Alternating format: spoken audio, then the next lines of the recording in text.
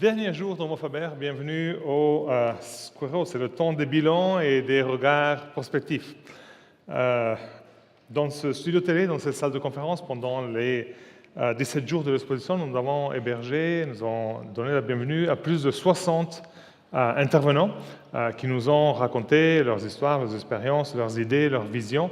Ils nous ont décrit leurs produits et leurs activités. C'était des artisans, bien sûr, mais également des designers, des architectes, des experts, des critiques, des historiens, des économistes et quelques-uns des curateurs, de ceux qui ont créé les salles de l'exposition et ont fait le choix de ce qu'on allait montrer. Dans cette dernière session, nous allons nous poser un peu la question de la place des métiers d'art, de l'artisanat dans le monde d'aujourd'hui en transformation, en digitalisation, qui est sous pression par l'arrivée de la technologie notamment, et la question des métiers d'art comme avantage comparatif dans ce contexte pour l'excellence de demain, qui est le titre justement de la session de clôture. Et puis on va aussi profiter pour tracer un premier bilan de cette première édition de Homo Faber. Je dis première parce que la deuxième a déjà été annoncée. Et on en parlera dans un moment. Les trois invités de cette session sont les deux co-directeurs de la Michelangelo Foundation, qui a organisé avec d'autres partenaires Homo Faber. Il s'agit d'Alberto Cavalli, qui a joué le rôle de commissaire général de l'exposition, s'occupe plutôt du contenu, et de Fabienne Lupo, qui s'occupe plutôt de l'organisation et des opérations pour la Fondation. Et puis on aura Lynn Cohen-Solal, qui est la présidente de l'Institut national des métiers d'art, l'INMA à Paris, qui est un justement des partenaires de Homo Faber. On va d'abord entendre Lynn Cohen-Solal nous parler un petit peu, nous donner son analyse du rôle des métiers d'art d'aujourd'hui, puis on va faire une discussion avec tous les invités. Lynn, à vous.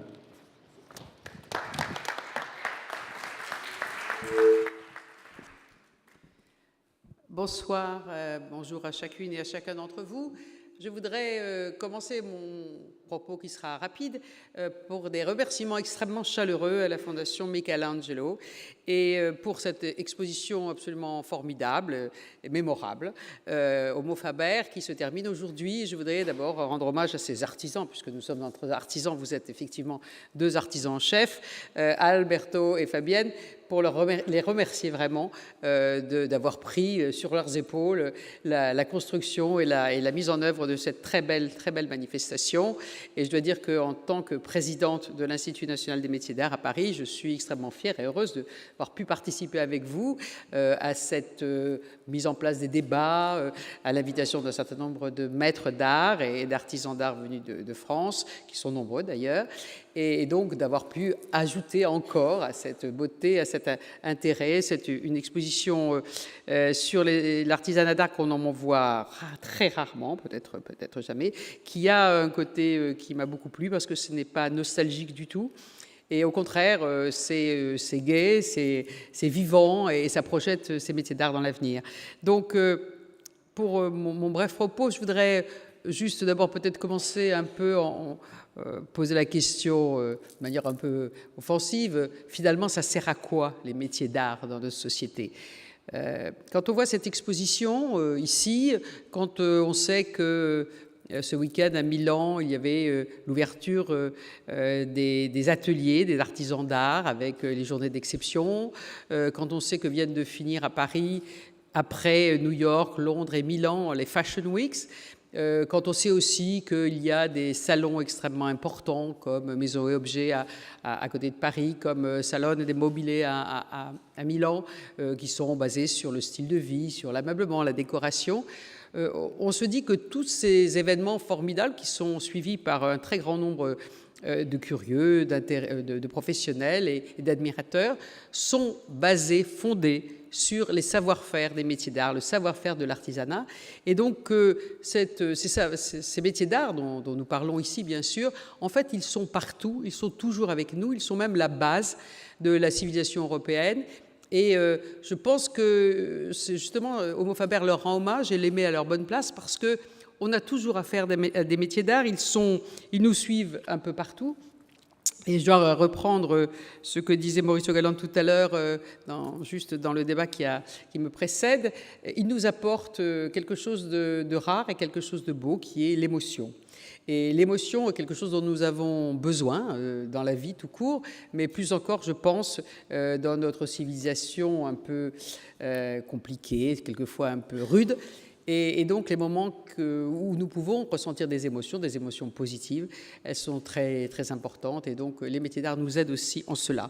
Je voulais juste rappeler, puisque je représente ici l'Institut national des métiers d'art, donc la France, un opérateur de l'État français, combien pour la France, mais naturellement aussi pour les pays européens voisins, évidemment l'Italie, qui est notre voisine préférée, si j'ose dire.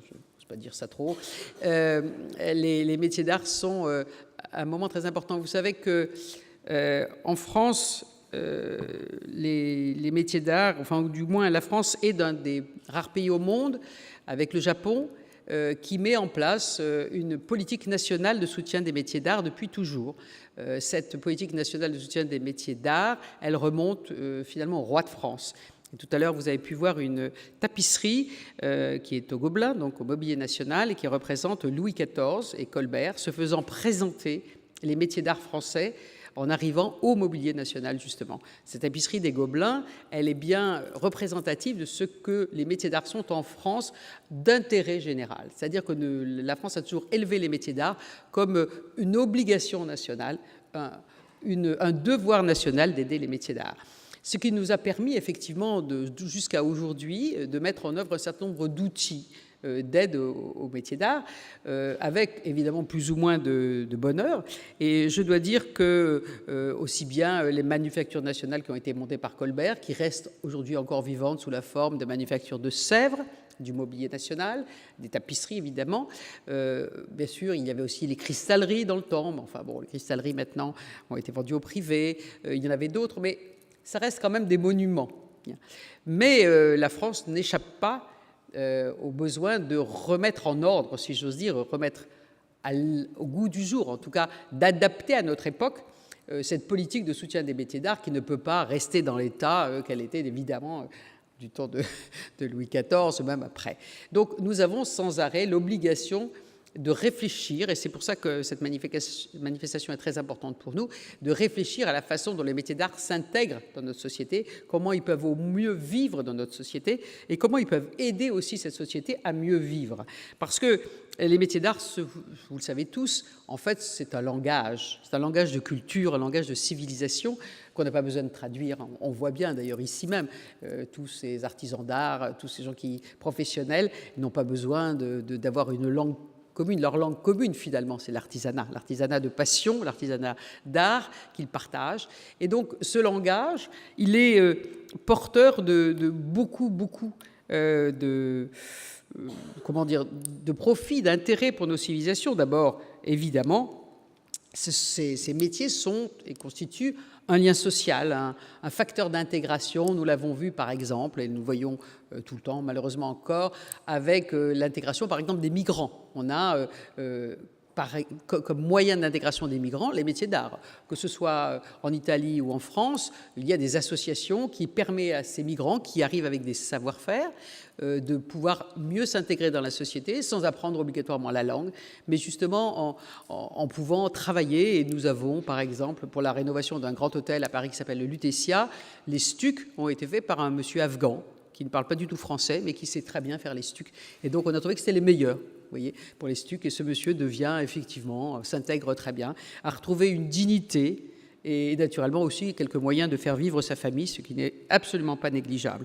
C'est naturellement aussi un acteur de développement local, développement de l'économie réelle, de l'attractivité des territoires, puisque vous le savez bien, en Italie, par exemple, les régions ont une forte identité un peu partout dans tous les secteurs de la société en Italie, mais sur les métiers d'art, ça existe évidemment très fort. Ils sont aussi des réservoirs d'emploi, et nous le savons très bien, il y a de plus en plus de jeunes, plus ou moins jeunes d'ailleurs, pas tous très jeunes, qui trouvent dans les métiers d'art des façons de s'exprimer, des façons de s'épanouir, et naturellement ils cherchent aussi des façons de gagner leur vie, tout en s'intégrant évidemment dans nos sociétés. Donc nous avons des besoins de conforter les filières de formation, de nous rapprocher de leurs besoins, mais aussi de voir comment ces métiers ont besoin de mains, de bras et naturellement de cerveau pour travailler avec eux. Enfin, les métiers d'art définissent un art de vivre, globalement. Un art de vivre de notre civilisation européenne, qui est quelque chose que nous apportons au monde depuis des millénaires et des millénaires, et les métiers d'art sont la base même de la construction de cet art de vivre. Donc, vous le voyez, c'est, il me semble, pour nous extrêmement important d'y travailler ensemble.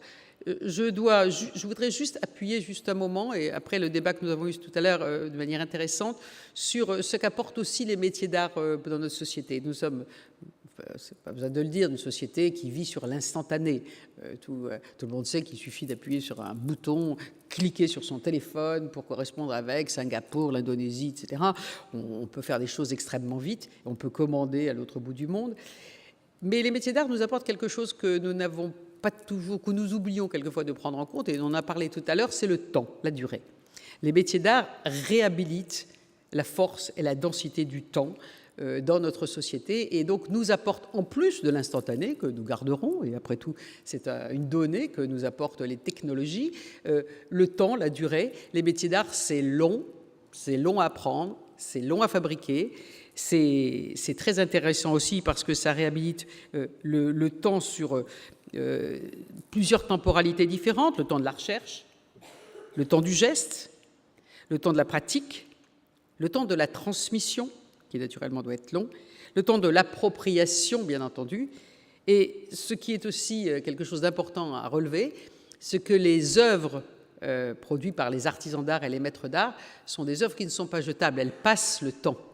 Et donc, ce sont des œuvres qui restent et qui durent, et donc qui nous prouvent aussi par leur densité le respect que nous devons avoir pour les professions et les savoir-faire qui les ont produites. Vous savez, j'ai relevé une citation, je ne sais pas si elle est de Churchill ou de Paul Morand, qui avait écrit ça dans L'Homme pressé. Il dit « Le temps ne respecte pas ce que l'on fait sans lui ». Donc, je pense que c'est une phrase que nous devons garder à l'esprit et qui montre aussi combien la noblesse et la force des gestes des maîtres d'art est quelque chose qui doit nous guider aussi dans la façon dont nous avons à apprendre et à transmettre ces savoir-faire exceptionnels. Alors, voilà quelques mots que je voulais dire. Je pense que cet écosystème important et impressionnant des savoir-faire des maîtres d'art est sans arrêt en évolution. Évidemment, ce sont des savoir-faire qui sont souvent hérités du passé, la plupart du temps hérités du passé, mais ils se projettent extrêmement facilement dans le futur. Ils sont même tout le temps en train de se projeter dans le futur. Parce qu'après tout, un métier d'art qui ne se renouvelle pas, et un métier d'art qui est en train de mourir. Donc, on le voit bien, tous ceux qui sont là, qui sont présents ici, se sont renouvelés pour arriver jusqu'à nous et continuent de se renouveler sans arrêt, que ce soit avec les technologies, le digital, ou tout simplement avec l'imagination, les savoir-faire, des designers qui travaillent avec eux, des artisans qui, naturellement, réfléchissent sans arrêt quand ils font leurs gestes. Et c'est cette espèce de mouvement perpétuel qui montre aussi la noblesse et la force de ces métiers. Donc, dans tout ce système, ce que je pourrais dire, sans doute pour conclure mon propos, c'est que les métiers d'art, finalement, ils sont partout et ils nous aident à vivre, et ils nous aident à vivre mieux. Je pense que l'exposition comme Homo Faber, cette manifestation importante qui réunit des métiers d'art européens et des œuvres des métiers d'art européens, pose à l'Europe un défi extrêmement important que nous devons savoir essayer, en tout cas, de relever ensemble. Ce défi, c'est comment les métiers d'art peuvent-ils vivre au XXIe siècle, c'est-à-dire quel est le modèle de développement économique que l'on peut leur proposer. Ils ne sont pas tous destinés à devenir des grandes marques de luxe, mais ils sont obligés, en tout cas, de devenir des entreprises qui rapportent, qui font vivre ceux qui les transmettent. Et donc, aujourd'hui, nous n'avons pas véritablement ce modèle à leur proposer. Nous devons y travailler, et je pense que c'est un défi qui se pose à l'Europe, parce que sinon, effectivement, nous risquons d'avoir des pertes de ces savoir-faire formidables, et ce serait pour nous une grande faiblesse et vraiment un grand dommage pour notre civilisation. Donc voilà, merci encore infiniment à Homo Faber de poser ces problèmes, parce que nous avons maintenant à les résoudre. Donc peut-être que la deuxième édition nous apportera quelques éléments. En tout cas, merci infiniment d'avoir mis sur le devant de la scène ces métiers qui, naturellement, le méritent. Merci.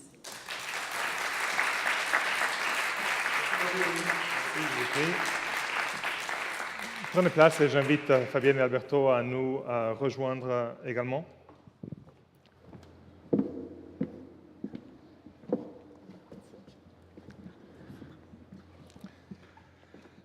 Et chacun a un micro. Alberto, on va commencer par rééquilibrer un petit peu la question, parce que Lynn, bien évidemment, parlait au nom de l'INMA, donc de la France, cousin préféré, etc. Mais que dit l'autre cousin? Vous avez été le commissaire de Homo-Faber, mais vous êtes aussi spécialiste de métiers d'art en Italie, professeur des formes de la beauté italienne, comme on dit.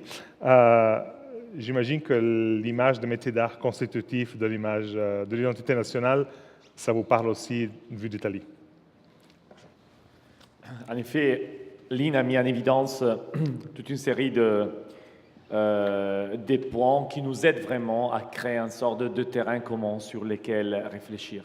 En effet, quand on a commencé à étudier un peu comment créer une sorte de matrice pour évaluer l'excellence dans les métiers d'art, c'est clair que l'Institut national des métiers d'art, c'est la référence absolue parce qu'il y a une longue histoire, il y a une culture vraiment derrière. Ce n'est pas une protection in vitro. Je dis toujours comme les collections des papillons au musée, magnifique, mais mort.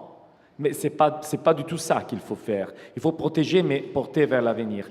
Et là, on s'est vraiment rendu compte que, et je me permets de me répéter, vous allez m'excuser, mais l'Institut national des métiers d'art, justement, fait partie de l'État français et est très lié à des ministères comme le ministère de la Culture, le ministère de l'Économie, du Développement. Encore une fois, c'est une question de culture. Les véritables ennemis, si on veut penser que les métiers d'art sont un avantage comparatif. Avantage comparatif, c'est un terme marketing, donc c'est quelque chose qui signifie que toi, tu as quelque chose que ton compétiteur n'a pas. Alors, qu'est-ce que nos pays que des autres pays, je ne veux pas dire qu'ils n'ont pas, mais peut-être dans des formes différentes. Voilà, nous avons ces incroyables savoir-faire dans tous nos territoires qui aident vraiment tous les différents métiers à se développer d'une façon différente. Et là, donc, la valeur de la dialogue entre le design, les projets, la culture du projet, la culture du développement et les métiers d'art aide vraiment à arriver à des solutions non attendues et qui arrivent à te surprendre. Homo-Faber est vraiment une exposition sur la valeur du travail, sur la valeur de la surprise, sur tout ce que tu pensais peut-être savoir sur les métiers d'art. Mais voilà, quelquefois, les préjudices t'ont gardé un peu loin de la réalité des métiers d'art. Nous avons voulu créer Homo-Faber avec un langage un peu poétique. Alors, quelquefois, peut-être, si on pense à des poésies pompiers, quand on était à l'école, on pense que le mot poétique, c'est un mot emphatique. Pas du tout. Les mots poétiques, c'est un mot concentré. C'est un mot qui est un distillat de vérité. Donc, authentique, véritable, un mot qui change, qui fait la différence. C'est le langage qu'on a voulu garder pour Homo-Faber. Authenticité, tout ce que vous voyez ici, c'est vrai, c'est authentique. C'est comme une énorme boîte de rêves qui sont devenues réalité grâce au travail de nos artisans. Quel est justement le rôle de l'Italie? Alors, au sein de Homo-Faber, on a cherché vraiment d'être un peu écuménique. Donc, il y a des savoir-faire qui passent du Portugal à la Russie, de l'Islande à la Sicile. C'est clair qu'il y a des pays comme la France, l'Italie, l'Angleterre, la Suisse, où les traditions ont porté à avoir des métiers d'art plus différenciés que dans des autres pays. Mais ça a été fascinant d'aller découvrir des excellences aussi ailleurs. Et ce que je dis toujours, et encore j'insiste sur ce terme de l'avantage comparatif, c'est pas que, et j'ai fait le cas de l'Italie, vu que l'Italie a cette longue tradition, cette histoire, la Renaissance, etc., ça va durer pour toujours. L'Empire romain est fini, l'Union soviétique est finie, beaucoup de choses qu'on pensait auraient eu une durée éternelle ne l'ont pas eu. Alors, soit on arrive vraiment à comprendre la valeur de tout ça et à les faire passer dans le futur parce que c'est ce qu'on sait faire mieux. De plus, c'est ce qu'on veut faire mieux pour être heureux de ce qu'on fait. Si on pense que le bien-être, c'est les fonds de pension ciao, mais qui va en pension désormais? Personne. Alors quand même, cherchons d'être heureux de ce qu'on fait. Et c'est une chose qui encore manque. J'espère bien que cette exposition a aidé aussi toutes les personnes qui sont venues à s'en rendre compte. Alberto, l'aspect poétique, c'était un peu le code organisationnel de l'exposition. Mais rappelons peut-être quel était le but de l'exposition. Qu'est-ce qu'on voulait atteindre avec cette exposition? J'invite aussi Fabienne à parler de ça. De notre côté, je dirais qu'on avait plusieurs bouts. Surtout donner de la visibilité aux maîtres d'art. Donc les faire sortir un peu de l'ombre de leur territoire, de leurs ateliers, et donner vraiment un peu la fierté de ce travail. Et les montrer devant un public avisé qui peut-être demain devant des clients ou de toute façon des personnes qui peuvent dire « Mais tiens, aujourd'hui j'ai vu une chose incroyable, quelque chose que je ne savais pas ». Donc donner de la visibilité, donner de la valeur, donner un sens de la fierté. Et ça, c'est le beau un peu Michelangelo, et j'invite Fabienne à en dire plus. De mon côté, comme commissaire général, c'est les derniers jours, je peux le dire, à corollaire de ça, je voulais vraiment que les personnes sortent de Homo Faber contentes, heureux, avec un sourire, comme dire, c'est tellement difficile, vous savez, de faire passer des belles émotions. Aujourd'hui, c'est facile de faire passer des émotions parce que avec quelque chose d'épouvantable, de monstrueux, avec toutes ces histoires de division.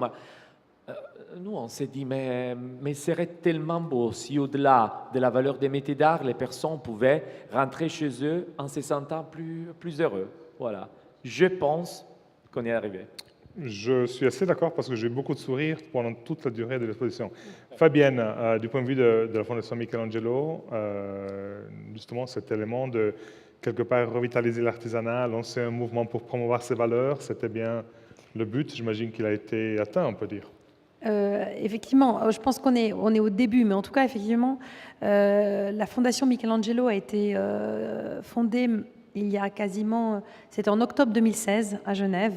Nos deux fondateurs, Johan Rupert et Franco Coloni, avaient pour ambition de remettre l'artisanat fait main, j'allais dire, au cœur du sujet. Et comme disait Alberto, nous avons 3 missions quelque part avec cette fondation. C'est de mettre en lumière ces savoir-faire, faire connaître ces artisans pour qu'ils puissent continuer à vivre de leur savoir-faire et de leur métier.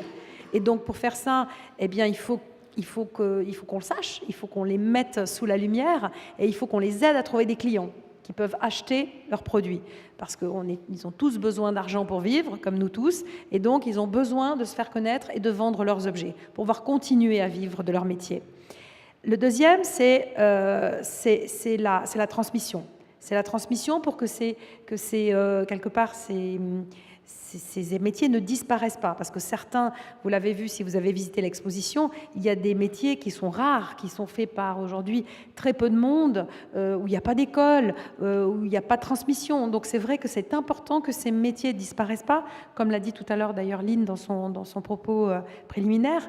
On est vraiment dans une dimension de transmission qui était très importante. Donc ça, c'était notre deuxième ambition, j'allais dire.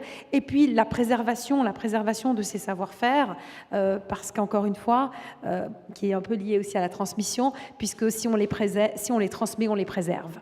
Donc, et on s'est dit, bon, avec cette mission ambitieuse, on souhaite commencer avec un acte fort. Et l'acte fort a été celui de concevoir et de créer Homo Faber, donc l'homme qui fait. Et nous avons conçu Homo Faber comme une biennale des métiers d'art. Une biennale de l'excellence, comme on nous a appelé. C'est la presse qui nous a appelés comme ça.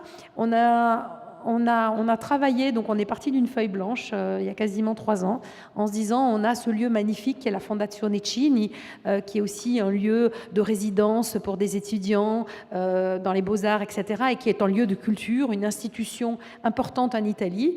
Donc on avait vraiment, une connexion très forte avec le lieu, et on a dit, ben voilà, on veut montrer tous ces savoir-faire, montrer le travail de ces artisans, les faire briller, les faire connaître, parce que aussi souvent on parle des maisons de luxe, et c'est souvent un petit peu un paradoxe. Ces maisons ont fait leur succès sur les savoir-faire de leurs artisans, mais souvent elles les cachent. elles les cachent, elles ne les mettent pas en avant, et c'est la maison qui se met en avant. Et là, pour une fois, vous avez la possibilité, dans le pavillon des maisons de luxe, de voir ces artisans, ceux qui font réellement, ceux qui font la glyptique de Cartier, ceux qui font le certi mystérieux de Van Cleef & Arpels, ceux qui font les selles d'Hermès, ceux qui font la broderie de Le Sage. Et ça, jamais vous le voyez, jamais. Donc, c'est vrai qu'on est très fiers d'avoir participé à ce projet. Je disais, pour une fois, on fait un travail en plus qui est très gratifiant parce qu'on met en lumière des histoires d'hommes et de femmes qui en ont besoin, qui ont besoin de nous. Et effectivement, je pense que c'est un succès magnifique puisque, bon, sans trahir de secret, on ferme ce soir et on devrait dépasser les 60 000 visiteurs en 2 semaines. Au tout début, quand on nous a dit « vous estimez combien ?» On disait « oh, bon, si on a 1000 personnes par jour, on sera content. » Et il y avait beaucoup plus de monde. Et en fait, on a vu vraiment le phénomène aussi du bouche à oreille qui a extrêmement bien fonctionné. On a une excellente couverture presse, donc bravo aussi aux équipes de couverture presse, mais le sujet est tellement magnifique, les histoires sont tellement belles que voilà, le bouche à oreille a fait aussi qu'on a vu nos chiffres de fréquentation monter comme ça, et aujourd'hui, je pense que ça va, vous avez vu les queues, les gens qui attendent partout, on est même un petit peu gêné de les faire patienter et qu'ils ne puissent pas... profiter calmement et sereinement de cet environnement qui l'est extrêmement et de ces métiers qui, encore une fois, ont besoin de temps pour être découverts et compris. Vous avez mentionné la Fondation Leccini. Il y a beaucoup de gens et beaucoup de partenaires qui ont participé évidemment à mettre sur pied ça. L'INMA, la Fondation Bettencourt-Schueller, la Triennale de Milan, la Fondation Colonie pour les métiers d'art à Milan et bien d'autres, ça vaut la peine de les mentionner. Lynn, ce point de l'expérience un peu immersive des participants, c'est-à-dire la possibilité non seulement de voir les objets, ce qu'on peut faire souvent et dans beaucoup de lieux, mais de voir le processus, de voir l'artisan à l'œuvre, de voir les matériaux et comment on les transforme, de parler avec l'artisan, de comprendre un petit peu quelle est l'expérience du travail de la main. J'ai eu l'impression que c'était une des raisons pour lesquelles les gens sortaient avec le sourire. Oui, je pense que c'est extrêmement important. Et peut-être que, Fabienne, vous n'avez pas assez dit combien la fonction didactique, pédagogique de cette exposition était importante. Parce que si on veut que les artisans d'art vivent mieux, enfin trouvent en tout cas un modèle de développement, il faut effectivement qu'ils vendent leurs œuvres. Et pour vendre leurs œuvres, il faut avoir en face de soi des futurs consommateurs ou clients qui comprennent ce que c'est que l'artisanat d'art, combien de temps ça prend, combien d'épreuves c'est, combien c'est dur de faire ça, combien il faut se colter avec le matériau, avec le temps, avec les machines, etc. Et quelquefois aussi que le prix qu'on présente pour ces œuvres, c'est le prix juste. Parce qu'il y a un geste, il y a du temps, mais il y a aussi un prix qui doit être juste. Et donc, ça demande du temps d'apprendre. Et c'est vrai que les lieux pour apprendre ça ne sont pas extrêmement nombreux. Je veux dire, il faut aller dans les ateliers, il faut comprendre. Sinon, vous pouvez aller au petit magasin du coin et acheter un truc qui est fait très très loin par des machines épouvantables. C'est ça aussi, la concurrence quand même que les artisans d'art ont à affronter. C'est très dur, bien dans ce marché international dans lequel nous vivons. Donc, je pense que c'est très important. Et ça ne se fait pas en une fois. Je veux dire, il va falloir répéter ce genre d'exposition. Pas seulement ça, mais enfin, c'est vrai aussi que les films, les écoles, le débat, etc. Vous savez, on voit partout, en France comme ailleurs, mais en France, c'est assez grave. Souvent, des jeunes disent à leurs parents, moi, je voudrais être... brodeuse, etc. Et les parents disent oh, non, fais un métier sérieux, tu vas pas être brodeuse. Enfin, bref. Donc, je veux dire que moi, ça me tue, quoi. Vraiment, ça m'horripile quand je vois et j'entends cela, parce que il faut redonner leur noblesse à ces métiers-là. Et redonner leur noblesse à ces métiers, c'est long. Ça va prendre beaucoup, et ça demande vraiment du travail à tout le monde. Donc, moi, j'invite tous les amoureux des métiers d'art à le dire, à le répéter, à encourager les gens à aller voir qu'est-ce que c'est que ce travail de la main et de l'intelligence de la main, parce que c'est comme ça, c'est pas seulement un travail de la main, c'est un travail du corps entier, et en particulier toute la réflexion du cerveau, de l'imagination, des fantasmes, etc., de tous ces artisans qui mettent leur vie Précisons quand même que Homo Faber n'était pas un marché. Vous avez Non, parlé non, de la nécessité, et Fabien aussi, de la nécessité pour les artisans de trouver un marché, mais ce n'était pas ici le lieu. Absolument. Ici, c'est une mise en évidence de ce qu'ils sont, de ce qu'ils font, de comment ils le font, mais ce n'était pas un endroit où on allait acheter les Absolument produits. pas. Juste pour la précision. Une des questions qui est revenue plusieurs fois dans cette salle pendant les 2 semaines et aussi dans d'autres conversations est sur qui est l'artisan aujourd'hui, parce que il y a quelque part une sorte de besoin de redéfinir les contours de ce qu'est l'artisan et ce que sont les métiers d'art, notamment à cause de l'arrivée massive de nouvelles technologies qui permettent de faire des choses à la place de l'artisan, ou plutôt qui permettent à l'artisan de faire des nouvelles choses qu'il ne pouvait pas faire avant.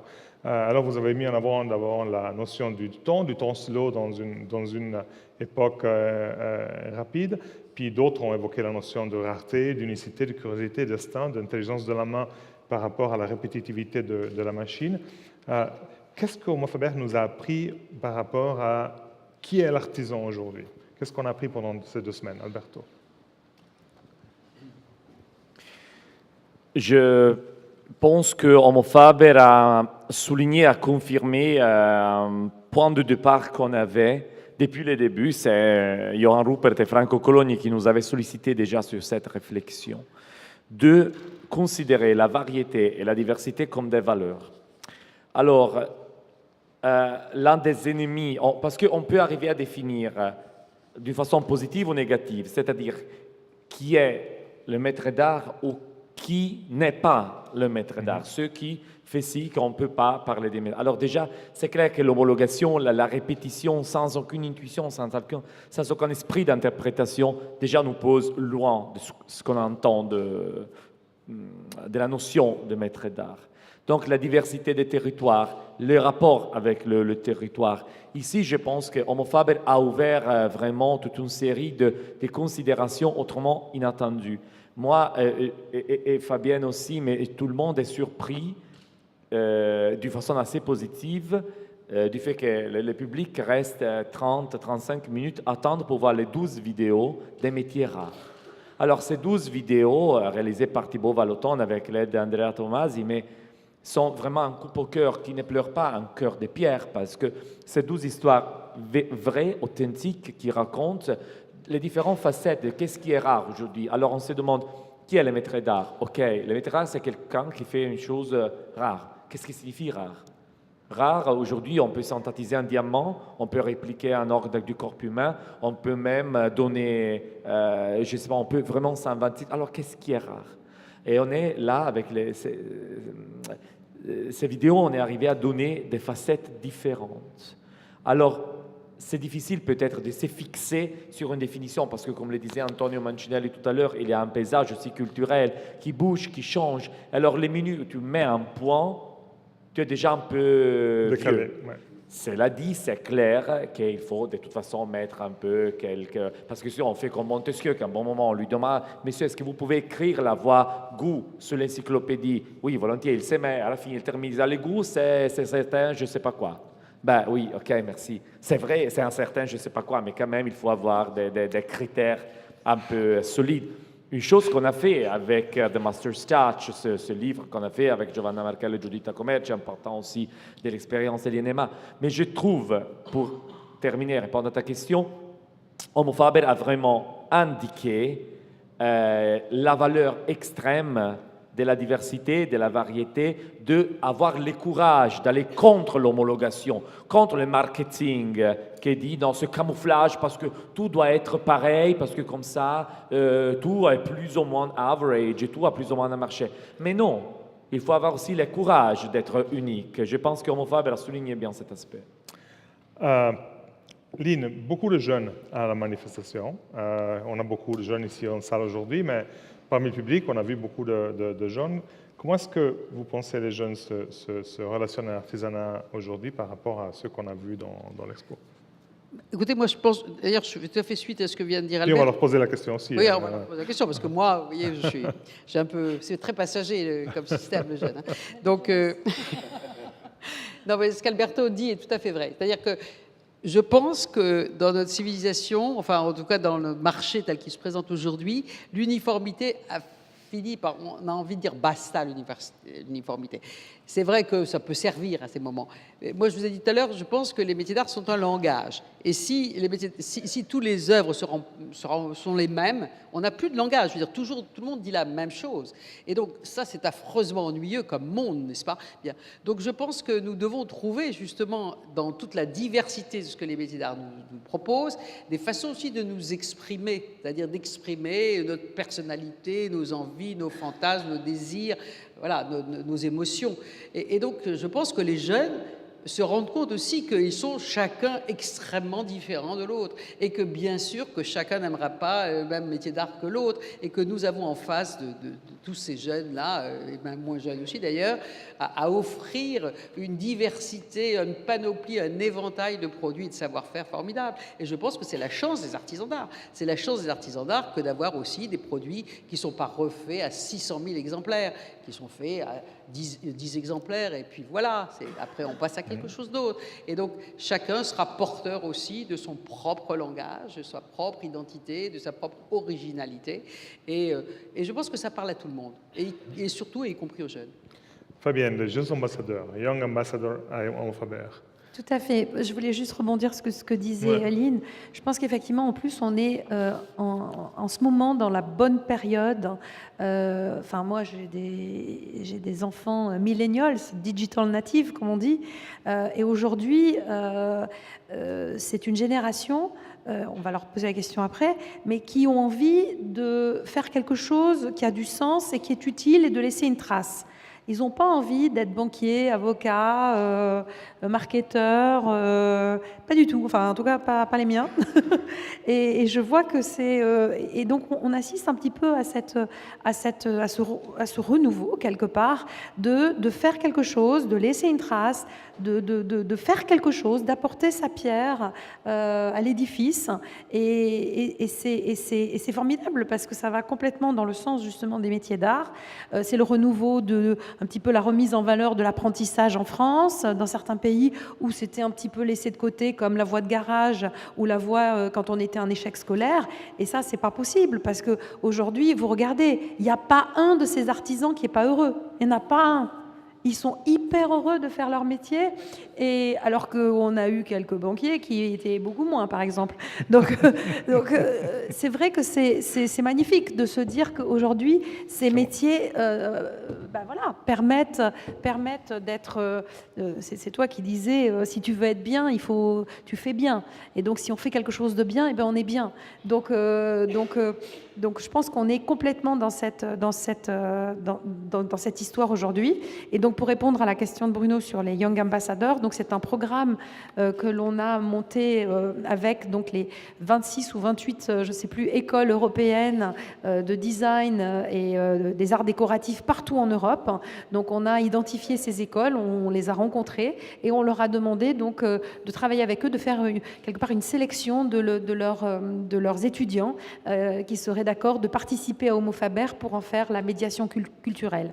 Et donc, vous avez dans chacune des salles des jeunes gens qui viennent partout d'Europe, donc ils parlent toutes les langues et qui sont des brodeurs, qui sont des bottiers, qui sont des designers et qui ont envie de transmettre, d'expliquer. Et donc, ils font la médiation culturelle avec les visiteurs. Et pour eux, c'est une opportunité formidable parce que ça leur a permis aussi de rencontrer les curateurs des espaces, les designers, les artistes, les artisans surtout. Et quelque part, on a créé déjà une première communauté, en tout cas,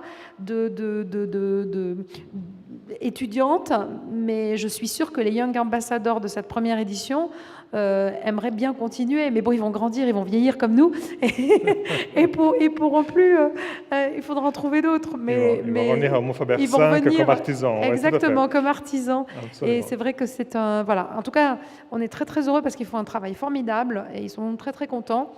Et ça leur permet aussi de se connaître entre eux au niveau européen, ce qui va leur servir beaucoup dans leur future carrière. Voyons si quelqu'un des jeunes dans la salle veut se lever et nous dire comment ils ont trouvé l'expo, quel type de réaction ils ont eu en la visitant. Ou si quelqu'un d'autre a une question. On se regarde, on n'ose pas trop. C'est les derniers jours, donc parler maintenant Ou jamais. ou jamais. Tout est possible aujourd'hui. Est-ce que quelqu'un veut prendre la parole? Ou est-ce que quelqu'un a une question? Jeune, pas jeune? Il y a une question ici, bravo. Levez la main comme ça, elle peut vous amener un micro. Il y a un micro, oui. Sì, grazie di questa cosa che avete fatto, che è stata anche bella per Venezia. Io abito a Venezia, sono francese, ma da 30 anni sono qui e è vero che questa città aveva bisogno, noi, scusate, abbiamo visto arrivare Homo Faber come un benessere per Venezia, che ha perso tantissimo del suo artigianato e delle sue persone che lavoravano durante oh pardon, je parle italien. Qui ont travaillé ici. Venise a beaucoup perdu de son artisanat et de ces personnes qui travaillaient, qui ont fait Venise. Et Homo Faber, pour nous, c'était une promesse aussi de mettre en lumière cette histoire, cette culture vénitienne. Et voilà, ça a été ça aussi, parce que la joie de voir des choses bien faites, d'arriver ici, tous ces gens qui travaillent bien, c'est une belle chose. Je voulais dire que c'est quand même une civilisation d'image, et Homo Faber, c'est aussi la beauté, c'est vrai, la poésie, la beauté, la qualité. Et je pense que la chose très très importante d'Homo Faber, c'est ce mélange et cette rencontre. La rencontre, comme disait Fabienne, des jeunes qui étaient là, qui nous ont vraiment donné leur passion, leur joie d'être là, de présenter les artistes, enfin les artisans, et aussi les designers, les gens qui travaillaient, qui ont présenté leur métier avec cette fierté, cette joie de se voir compris et observé, et d'apprécier ces beautés qu'ils nous ont données. Mais aussi la qualité, cette qualité qui a été certainement aussi le fruit d'un partage de grandes maisons qui ont donné leur confiance à ces gens et leur argent et leur temps, et enfin bref, voilà. En fait, ces métiers ont besoin d'un partage. Ils ont besoin d'un projet, ils ont besoin de gens qui les soutiennent, ils ont besoin de designers, de gens qui s'expriment à travers eux, d'artistes, et ce Homo Faber nous a donné ça. Ce mélange, cette fermentation qui va donner, on espère, qui va développer, voilà, des choses. Oui, si tu veux. Oui. Merci, merci. C'est magnifique. Si tout le monde était aussi passionné que vous sur le sujet, on irait plus vite, plus loin, plus haut.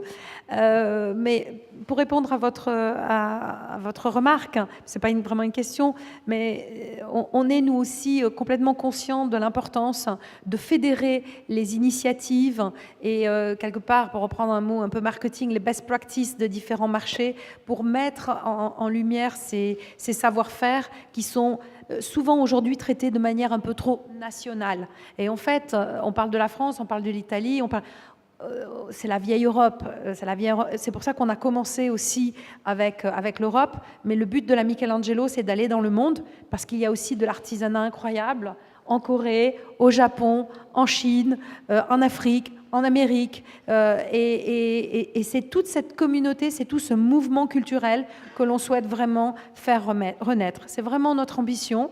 Et je pense qu'on a posé une première pierre importante, une première étape importante avec Homo Faber. Et évidemment, où le faire? Quelle est la plus belle ville au monde? C'est Venise. C'est partout où on regarde, c'est beau. C'est un témoignage perpétuel de l'art et de l'artisanat. Et donc, c'est pour ça qu'on est venu à Venise. C'est pour ça qu'on s'appelle aussi Michelangelo, qui était un des premiers artistes artisans. Et donc, on essaye, en tout cas, d'être cohérent. Et on essaie de créer donc ce réseau des institutions, des fondations publiques et privées, des écoles, des musées, en lien avec les métiers d'art partout en Europe et dans le monde, pour pouvoir justement aider ces artisans qui en ont besoin. Et pour répondre à votre sujet sur comment Venise a réagi à la présence de Homo Faber, Franchement, ça nous a surpris parce que vous connaissez Venise mieux que nous, donc vous savez que c'était pas...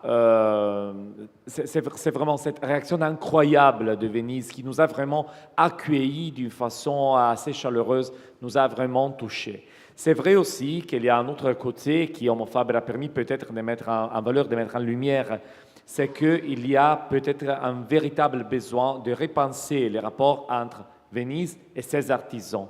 Les artisans qui travaillent dans les ruelles de Venise ont vraiment besoin de rester là parce qu'ils font vraiment une connexion entre l'identité de la ville et son histoire, mais aussi son avenir, son futur.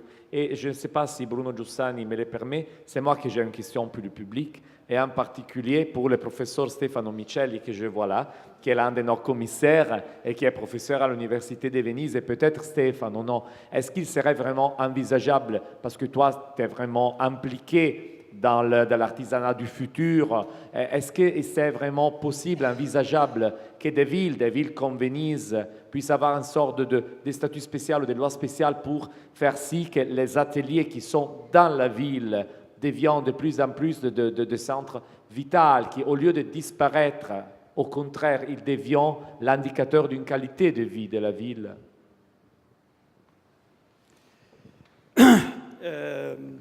Oui, c'est vrai, je suis impliqué, tu as raison. Je parle en français, ça va? C'est vrai que je suis impliqué dans cette histoire et moi aussi, je suis surpris par l'accueil qui a été réservé à cette exposition par la ville, par les Vénitiens. Nous, on est des enfants gâtés en ville. On est un peu, comme on dit, spoiled. On est habitué à avoir de belles expositions, on est habitué à avoir beaucoup de monde qui arrive. Cette fois-ci, j'ai vu une approche complètement différente. On a vu la ville mobilisée autour de cette exposition. Et moi, je vous le dis en tant que Vénitien, c'est quelque chose d'extraordinaire, dont je crois, Fabienne et Alberto, vous devez être tout à fait fiers et conscients. Qu'est-ce qu'on pourrait faire? Là, je donne mon point de vue personnel qui est tout à fait cohérent avec la vision que Alberto vient de présenter. Hier, on a eu cet événement à Milan, c'est une autre ville, mais c'est la même ville. Hein. On a eu cette idée d'ouvrir pendant une journée, Manifatture Aperte, d'ouvrir tous les laboratoires des artisans, des entreprises qui sont en ville, pour créer, non pas un statut particulier, mais pour donner quand même l'idée qu'à l'intérieur de la ville, dans le périmètre urbain, il y a encore beaucoup de gens qui travaillent avec les mains, qui travaillent avec des technologies, des jeunes, de Fab Lab même. Et là, j'ai vu la passion. J'ai vu la passion des Milanais et j'ai vu la passion des artisans, la même réaction. Ici, dans la Vénétie et surtout à Venise, pour aller vers toi, je crois qu'il y a un autre aspect qui doit être pris en compte, qui est le lien entre le savoir-faire de cette ville et le développement économique qui a eu lieu dans cette région, dans ce qu'on appelle le nord-est d'Italie, pendant les 30 dernières années. Et là, je crois que non seulement, Alberto, la dette de Venise par rapport aux artisans, mais la dette de la Vénétie en général par rapport au savoir-faire qui ont été accumulés dans cette ville est énorme. Je crois qu'on devrait partir de ça, de cette reconnaissance. Je crois que là, l'effort, c'est pas... Moi, je dis un statut, oui, mais moi, je peur, comme tu disais, les papillons, là, ils sont morts. Moi, je crois que l'effort, c'est sur les écoles. C'est-à-dire qu'aujourd'hui, aujourd'hui, on termine. Je crois que pour les jeunes gens qui sont ici, l'idée d'avoir des écoles qui soient à la hauteur de cette tradition, qui ne soient pas des écoles, comme disait Lynn, de série B ou C ou D, qui soient des écoles à la hauteur des ambitions de ce jeune et qui soient à la hauteur de ce lien qu'aujourd'hui est très clair entre développement économique et savoir-faire en Europe. Moi, je suis tout à fait d'accord sur ce que tu as dit. Moi, je viens d'un domaine économique, avantage comparatif, avantage concurrentiel, c'est des mots qui ont absorbé par le langage économique. Là, il y a un avantage compétitif. Et nous, on doit le renouveler. Alors là, moi, je dirais, c'est dans ces villes-là qu'on devrait, Venise, même Milan, même il y en a d'autres en Italie, en Europe, on doit un statut, mais surtout des écoles, des centres de formation. C'est mon avis personnel, en tant que Vénitien. Si je peux rajouter un tout petit mot, Bruno, pour continuer ce que je viens de dire Stefano Micheli. Je pense que, juste de petites pierres pour rajouter, nous on a essayé en France de faire les journées européennes des métiers d'art, c'est-à-dire des journées, une semaine dans lesquelles on propose aux artisans d'ouvrir leurs ateliers. Et puis aussi aux entreprises maintenant d'ouvrir aussi un moment dans la semaine leurs ateliers. Ça marche très bien. Il faut continuer, tout n'est pas au point, on va encore continuer. On essaye d'ailleurs de faire des journées européennes des métiers d'art, donc c'est-à-dire, on l'a fait d'ailleurs avec Alberto sur Milan, bien, et ça marche, oui, absolument. Et d'autre part, autre chose que je voulais dire aussi, dans les villes anciennes, comme évidemment Venise, il y a souvent des locaux vides ou qui se vident, bien, et en centre-ville, parce que ça devient cher. Et je pense que là aussi, il faut responsabiliser un peu les élus, je suis désolée, c'est un peu administratif, sur le rôle que les ateliers jouent dans le lien humain, dans le lien social, dans les centres-villes, au lieu de voir des centres-villes déserts et peut-être quelquefois un peu insécures. Ils permettent à les artisans de s'y installer à des prix convenables, d'accord, et pouvoir aussi y travailler, bien sûr, et y vendre. Ça change complètement l'atmosphère dans les villes et ça permet naturellement aux artisans d'être là où ils doivent être, c'est-à-dire aussi acteurs de la ville. Donc il y a peut-être plein de petites choses à voir et voir si on peut les reprendre avec un peu d'intelligence pour que ça donne des résultats. Oui, s'il y a quelqu'un qui a une autre question. Oui, excusez-moi.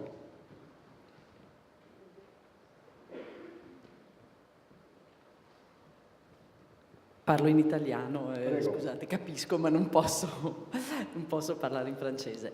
Io non ho una domanda, ma un ringraziamento per questa iniziativa che ho conosciuto casualmente, nonostante mi dicono ci sia stata molta comunicazione in merito.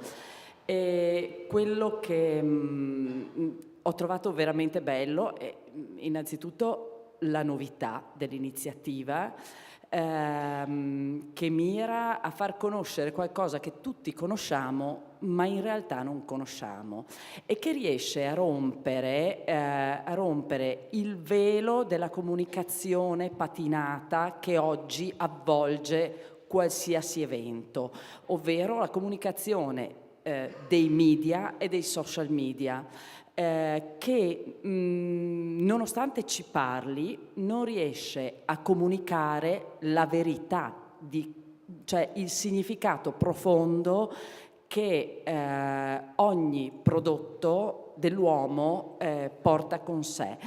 Questo significato che parte da una storia. Qualcuno prima ha parlato di Rinascimento, ma non è il Rinascimento, l'uomo ha costruito dal Pleistocene. Ecco, quindi il fatto di permettere anche a dei ragazzi giovani, nativi digitali, di vedere, cioè io oggi ho cucito una borsa e per me è stata un'esperienza bella, ma penso che possa essere stato per tutti, e di far capire il valore umano di questa cosa e quindi poi il valore del prodotto, chiamiamolo di lusso, ma che è il prodotto culturale, ecco, che si differenzia poi dal prodotto di mercato per la sua storia. E qui è stata raccontata, quindi grazie. Grazie a lei. Grazie, mille. grazie. C'è la signora dietro che voleva anche posare in questione. Sì, una parte è stato detto. Io vi volevo anche io ringraziare, solo per come survey. All'inizio si pensava che questo evento è un evento per designer, per architetti. Lo so, poi varia gente che conosco in questa città, avevano un po' paura di venire o forse sembrava che è una cosa lontana da loro. Allora voglio dire che, non so, io amo molto Venezia, la sua storia e credo che Venezia è un esempio per il mondo. C'è un libro di Salvatore Setti, Se Venezia muore. E questo è molto legato all'artigianato, alle sue tradizioni, come tutte le altre città, che c'è i mestieri di Venezia, i mestieri anche di altre città. E voi avete portato qui qualcosa che la città si è dimenticata un po', o sono mestieri che non esistono più. Ho visto venire qua persone che anche al Biennale non vanno perché forse è una cosa non per loro e sono stati felicissimi, contentissimi. Io personalmente ho incoraggiato i ragazzi di venire perché io insegno anche, chiedo ai ragazzi cosa volete fare voi con il vostro futuro e non sanno o dicono cose che non sono legate a Venezia. Io credo che Venezia ha bisogno, questa è un'altra questione che a me mi preoccupa, non ha abitanti.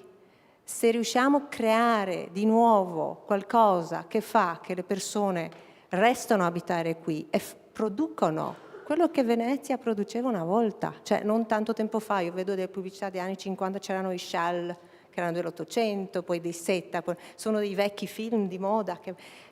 Allora io vi ringrazio e spero che avrà un futuro soprattutto educativo. Poi questa introduzione del mondo digitale, per quello che ho chiesto oggi, la fase moderna dell'evoluzione di tutto, che ha un stretto legame con come noi sappiamo fare le cose. Ecco. Grazie a lei. Merci beaucoup. Et on va terminer sur ce point-là, c'est-à-dire, Homo Faber, what's next, 2020, 2020. Alors effectivement, nous sommes venus, on va dire, humblement à Venise, dans cette ville absolument sublime, pour y présenter notre première édition de notre Biennale des métiers d'art. Et c'est vrai que vu le succès, dès le premier jour, en fait, nos deux fondateurs ont annoncé leur intention de revenir.